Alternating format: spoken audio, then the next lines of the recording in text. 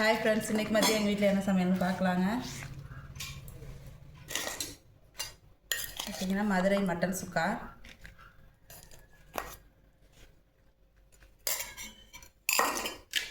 அப்புறம் மீன் வறுவல்,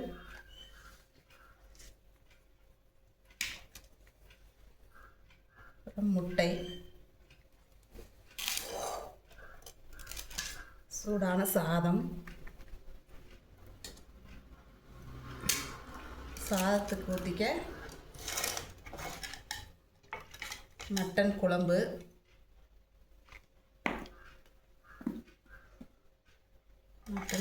அப்புறம் கறி ரசம்.